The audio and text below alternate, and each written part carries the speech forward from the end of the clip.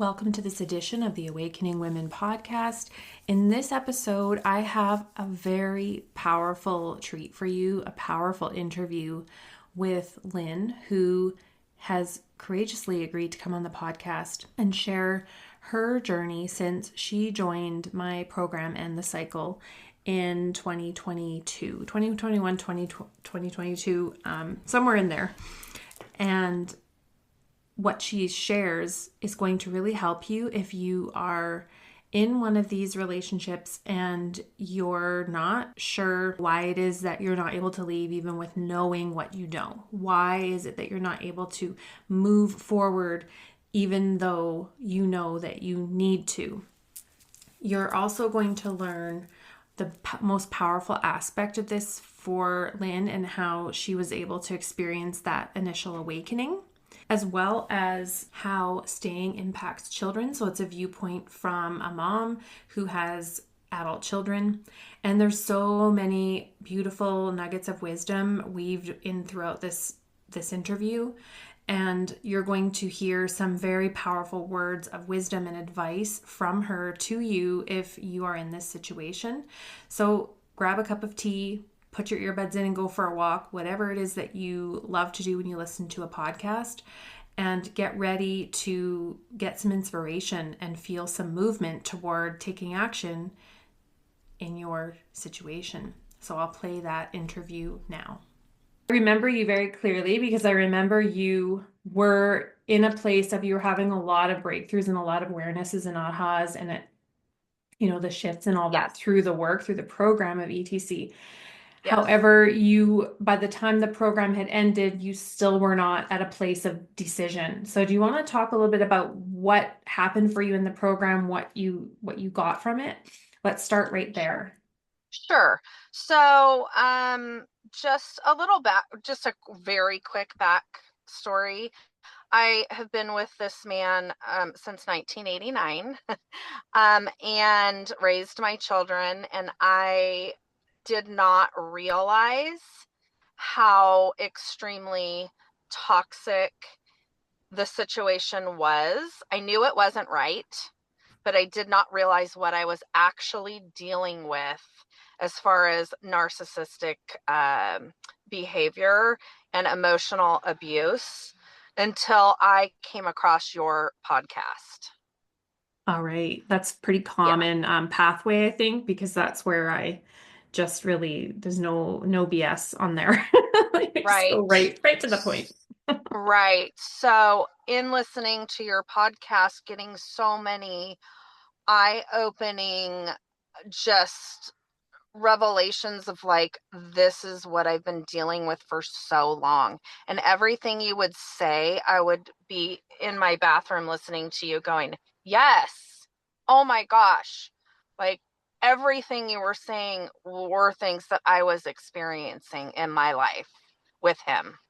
Right. So it was more of just very much validation for you. Yes. And Mhm. I was in a place, I would make the excuses for him and his drinking. He has a drinking problem as well. So I would make the excuses, for his behavior or his drinking or his not attending one of my children's events or something like that. There was always an excuse as to why he was behaving the way he was behaving. And once I started in ETC, I started realizing this is, first of all, it's the pattern. I was very codependent, making the excuses and almost being an enabler to the behavior. So it just took a lot of self-reflection and working with you and doing your program to realize this is a problem. This is Mhm. a big problem. Yeah. Yeah, and that's why the program, no matter how much it's changed, it's been updated, it's going through another big evolution as well. But the core of the program has stayed the exact same. And the core of Mm-hmm. the program, honestly, while it is about self-transformation, the most pivotal part for women is how I teach the cycle and the Yes. behaviors and name them and all that I teach in that part that's the big awakening for women because You can't really change something that you're not aware of. And the first step is understanding very clearly what the cycle is and what your patterns are within that cycle. Yes, 1,000% yes. So for me, it was learning the cycle and recognizing that, and then realizing each part of the cycle after an incident, recognizing his projecting and deflection and just the love bombing, all the things that you talk about, and really being able to sit back and go, wow, wow, I see it so clearly now. Um, and learning how to step back away from that. And one of your things that you have said that's still to this day in my mind, when when I'm in a situation, I hear Leanne Oaten's voice in my head saying, clean up your own side of the street. Don't like work on yourself, and say, like, my reaction to a situation, don't give him any opportunity to come back and say, see, look at you, look at how you're acting right now, and just really, um I don't know, take responsibility for my part of the cycle too, if that That makes is, sense. it 100% does. I remember getting to that place myself where I'm like, well, I am just giving ammunition that's going to be used to shoot me with, right? So why would I For keep doing sure. that? And you're For like, sure. And oh, I will tell you, Leanne, it is still a struggle to this day, because I will do my best to not engage and not react, and all of the things, the gray rocking and all of that. And he will pick and pick and pick and pick until finally I snap, and then he's going, "Oh my gosh, look at you. You're so crazy." yeah, that's all part of it, right? And Yes. that's the way that they deflect away from responsibility. And when you can start to, and that's what I think I do differently in the program is I can put words to each thing that they're doing and why, and then you can understand and go, okay, so what is it that I can do within this pattern? Because I'm participating in this, whether I realize it or not, or Yes. want to or not, I am participating in this madness. And Yes. so the goal of the program is for you to remove yourself from that, really. It's, I say that a Yes, it lot, but you is. don't Oh, understand it till you're actually going through the work to go, oh, this is what it means. sure. Yeah, I just think for me, just doing the program and learning so much from you, it was so eye-opening, and it really did change my life. However, I was just not ready for whatever reason. Excuses, oh, my kids are adults. I mean, that was just an excuse. I was scared, I was worried about the future and the outcome, and quite honestly, he's kind of a loose cannon. It's kind of scary. How's he going to react? All these fears, but I just got to a point recently. I just can't do it anymore. I just can't.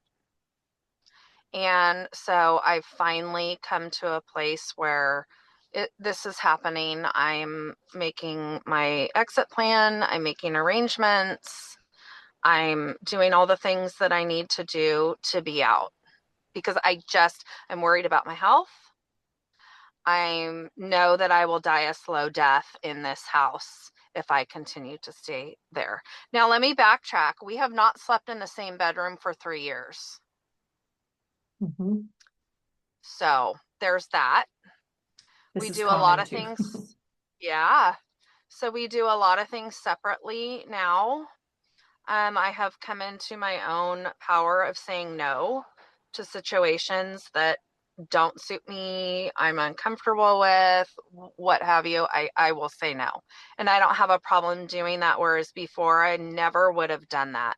I never would have done that because I was afraid of his reaction and the backlash. And I was constantly trying to keep the household calm and peaceful for my sons, even though it never was calm and peaceful. I Mhm. thought it was, but it never was. Yeah, and that's really tough because you're constantly putting out fires and you don't see, and I've used this analogy before, you don't see that they're just coming behind you, lighting more of them. It's like you're constantly putting out all these fires that you're not lighting. Right. And and Exactly. you're operating in this survival mode of fight or flight, and that does impact our health.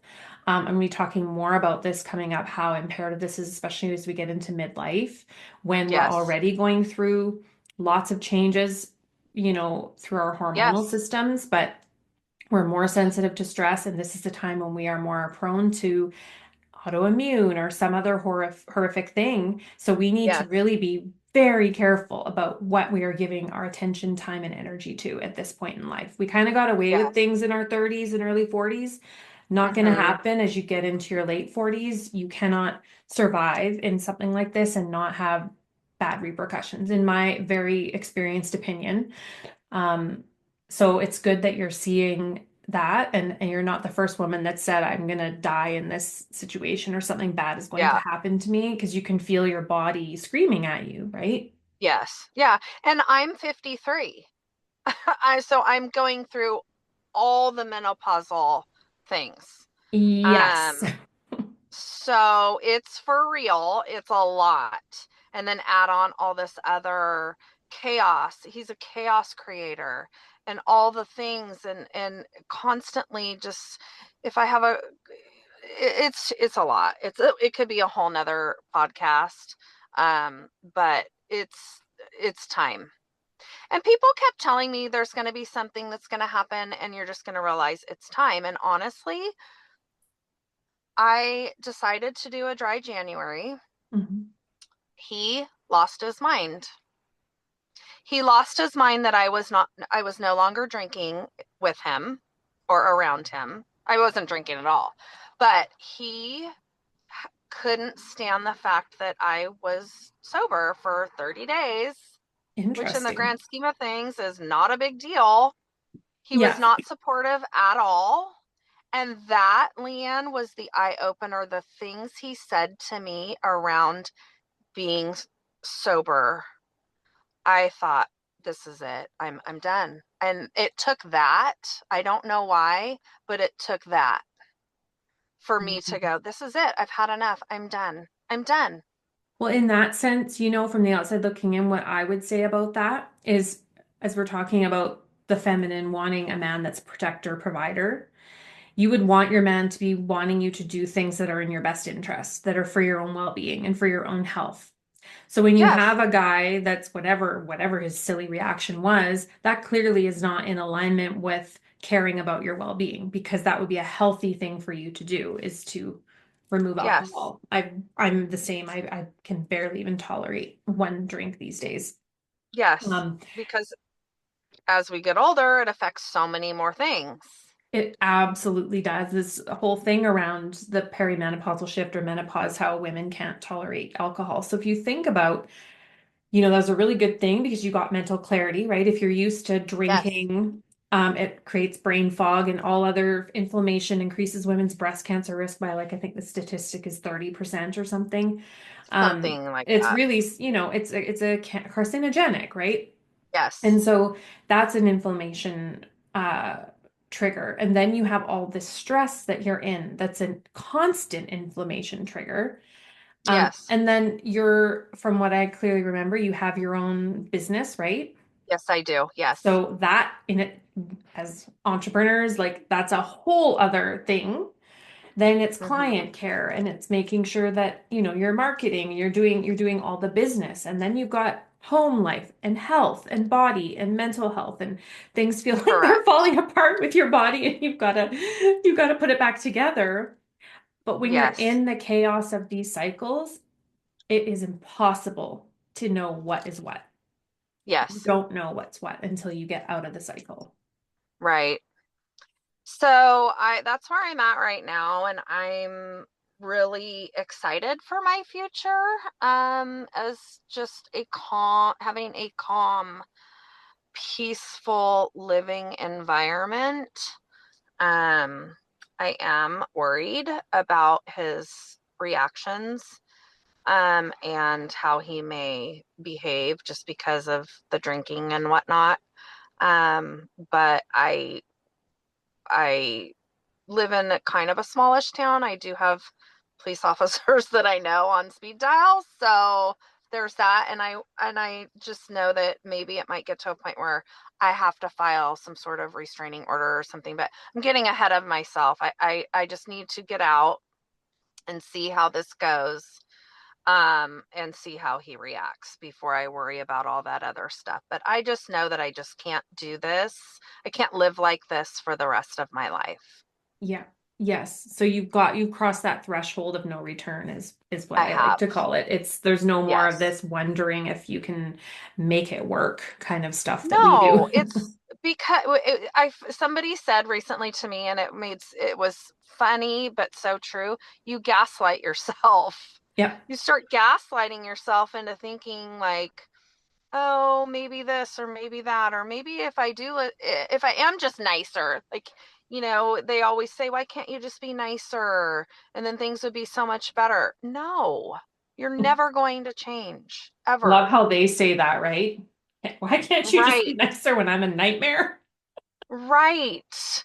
I get a lot of accusations. I cut hair for a living, so I have a lot of men and whose hair I cut, I must be sleeping with every single one of them, or if one of them texts me later in the evening for whatever reason, oh, I must be hooking up with them or planning to hook up with them. I mean, the accusations are so wild and go so crazy.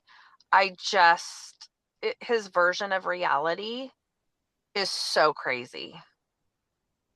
Yeah, and so the only way to unhook yourself from the crazy is to walk away from what is causing it, right? Because what happens Yes. is that we start to meld in with that crazy reality. It's an alternate reality that they're creating, and then we're like, okay, I'll join you with this and I'll fight about this dumb thing over here that's Yes. ridiculous. And then when we start doing different things, yes, it brings up fear. It always will, forevermore. Whenever we're doing Yes. anything outside the path that we have been trudging along forever, it is going to bring up fear. But then eventually you have to say, I am more worried about staying and this being my thing, my reality, than I am about what's going to happen when I get out of this situation. For sure. And I think one of the things between finishing ETCE and now that I always told myself was, I am a business owner. Oh gosh, am I going to be able to, you know, support myself out on my own and pay rent and all these things? And what if I have a slow month? And what if that you tell yourself all these scenarios in your head as to why you can't? Mhm. And I finally got to the point where I thought, I have to. I have to just give it out there to the universe and know that I'm doing the right thing for myself and my health and my mental health, for God's sakes. And it's gonna work out. It's gonna be fine. There might be tight months, but that's gonna be okay. I would rather that than stay in this situation just because it's financially more comfortable.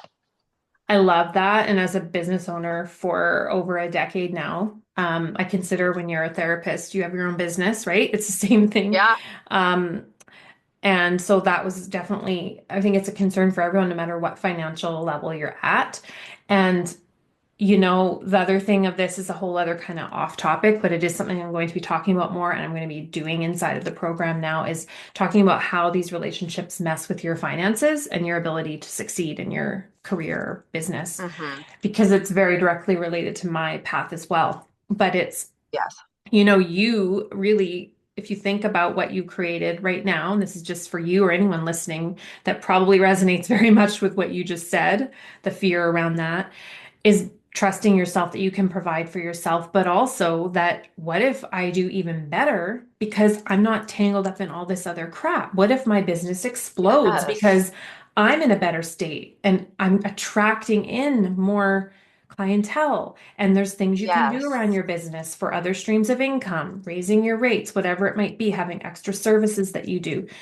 There's endless possibilities, but it's very difficult to see all of that when you're in survival mode and you're already just you're on that thin line of balancing everything as it is. Yes, I totally agree.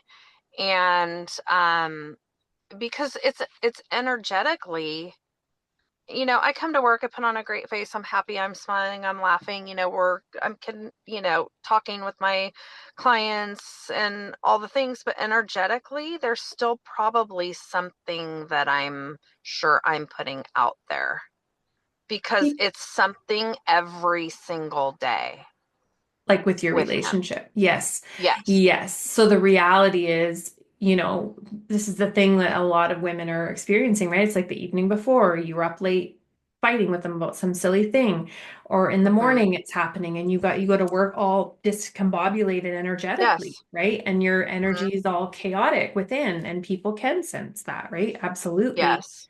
And then you are not maybe taking actions or moves and doing different things that are maybe a little riskier, things that maybe are putting yourself out there more because your sense of self-worth has been chipped away at, right? So Yes. it's very difficult to be fully successful in just about anything. And we're Yes, I touching on it agree. all here, right? Mind, body, Right. spirit, finances, business, career.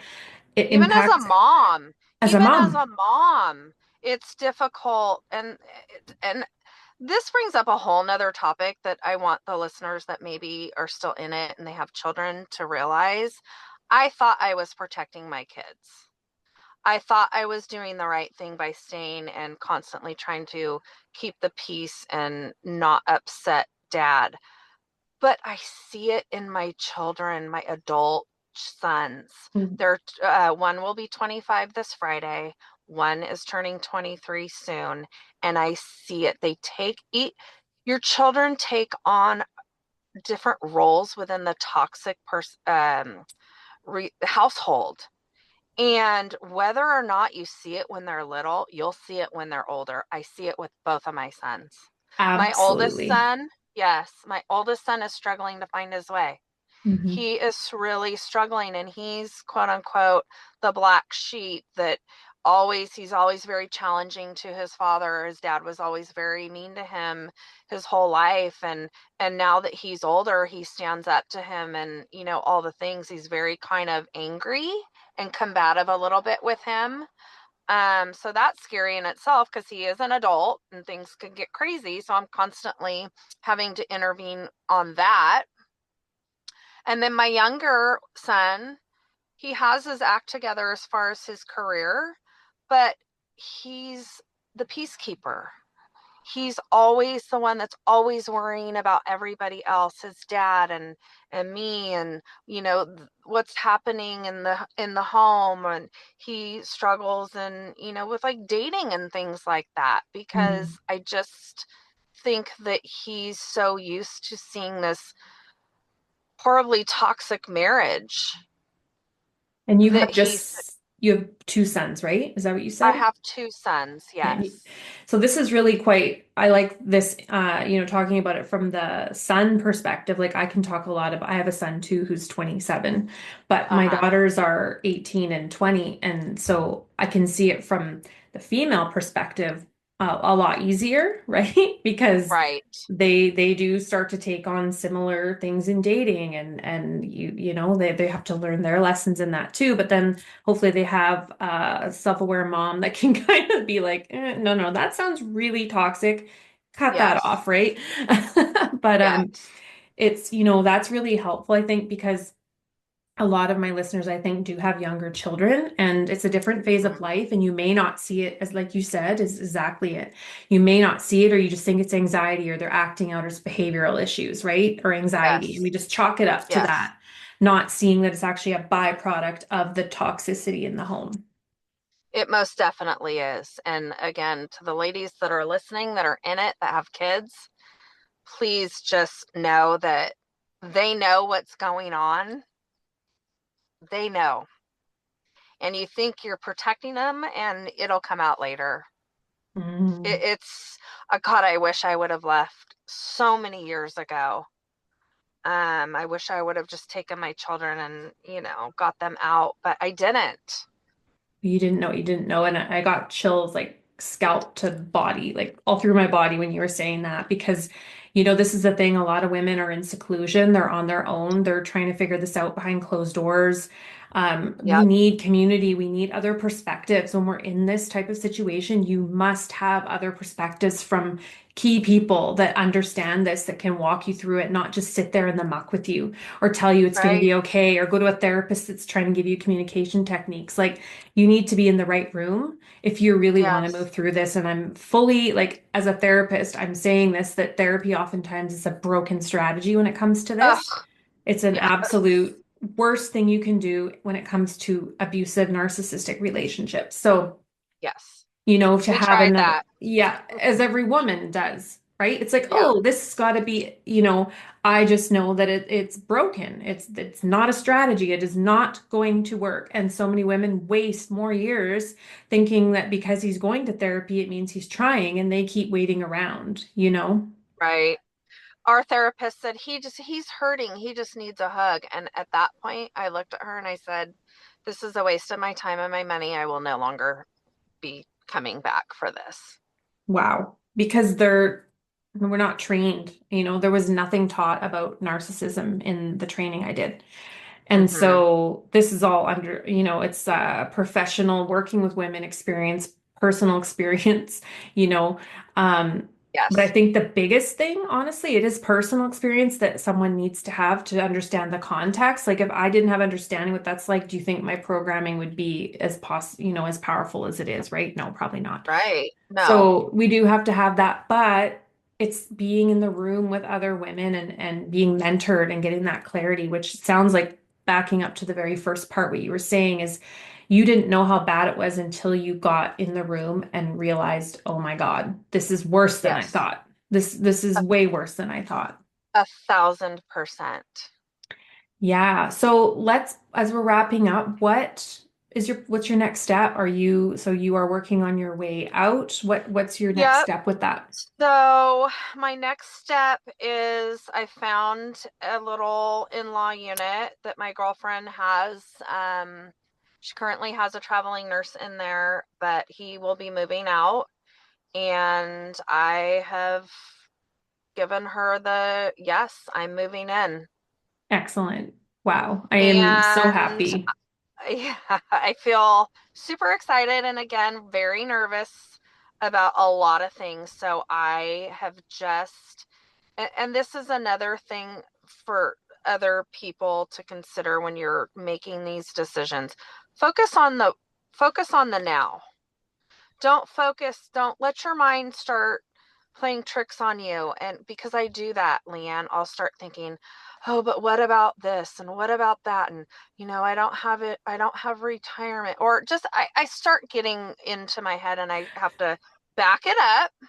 Yep. Oh And my God, I feel you.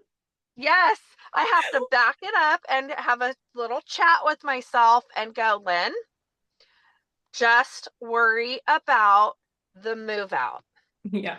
Yeah. What Don't am I get going to do ahead when of I'm 70 and yourself. I don't want to be cutting hair anymore?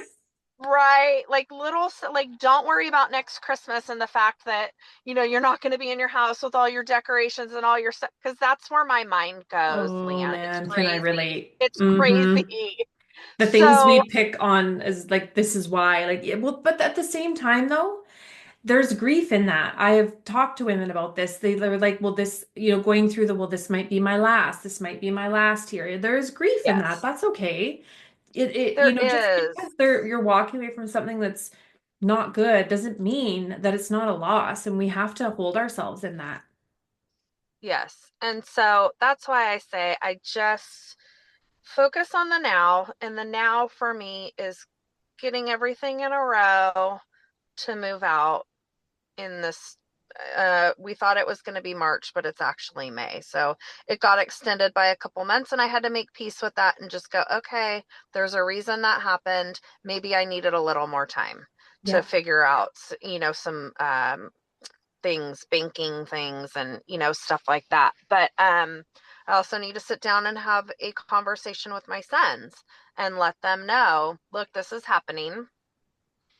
It's a small space, but I will sleep on the floor. I don't care. Yeah. Yeah. You come over if you're having an issue with him, you don't even have to tell me you're coming over. Just come over. My Yeah. space is your space. I Yeah. want you here. And that So is an don't I excellent way to do it. Yes, and I don't want them to feel like I'm abandoning them. That was a huge thing for me. Yeah. So just one thing at a time. Yes, exactly. And it is trusting the process. I know that sounds so cliche, but it is so true. You do have to trust the process and trust the timing and just keep putting one foot in front of the other. Yeah. So Yes. again, the timing wasn't right when I was in your program for just a lot of different excuses that I made for myself. And I Mhm. know now they were excuses, but I guess I just wasn't ready. Yeah, and that And happens maybe, because at the same time when you came in, you weren't necessarily at a place of readiness to even like you didn't realize how bad it actually was until you came in. And so from that yes. point to actually leaving, it's going to be different for every woman. I've had women come in and within 2 weeks they're like, Kate, I'm out. Like Autumn, who I interviewed, she was like it Oh, was like a couple of weeks and she's like, yep, I'm out. So, but everybody's yes. different. And I've had clients I worked with where it's years and they still have not been able to pull the plug on it, right? Well, So yeah, yes. And ladies need to know it's okay. Nobody's like it's your own timing. And I have people all the time, why don't you just leave? Why don't you just leave? You should just leave. I was on my own time. I had to just work it out for myself. Even though I absolutely. had gone through your program and I had all the tools now and I knew all the signs and the cycles and all the crazy making and all that stuff that I'm still dealing with, and actually it's getting worse. But it still was my own timing, and it's okay. That is excellent parting words. And is there Yeah. anything else you'd like to close with to the woman listening that is maybe where you were when you first came in? Like what advice would you give a woman who's in this and is making all those excuses? Just know that it unfortunately he's never going to change. So your life is going to continue. You're going to get older. You're still going to be in the cycle and you're still going to be making excuses.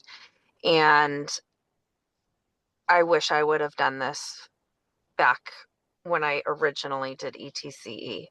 So I don't know if that makes sense to the ladies, but sit down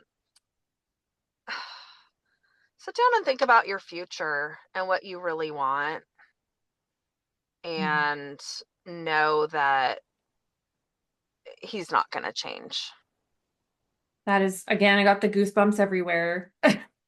You are very powerful and you are very strong, and you are definitely going to come out the other side of this. And I cannot wait to hear the update on what you have done now when Thank you're you. on the other side of this. Honestly, maybe we'll come back for a part two because I have I a would love that. feeling, yeah, you're going to just fly. I can feel it.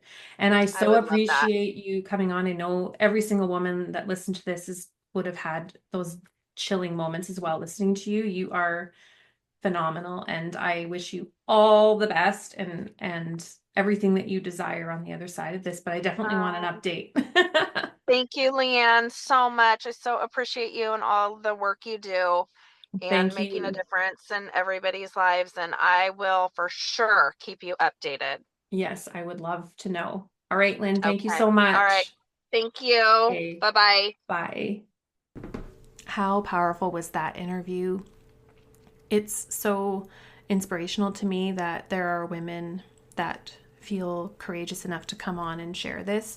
And I could really feel Lynn in this episode where she was tapping into something and sharing that wisdom with all of my listeners. And I find that so powerful. And I'm so grateful for that because I know that you related to a lot of the things that she shared. So I hope that this has been powerful for you and that you enjoyed this episode. And I'll catch you in the next edition. Bye for now.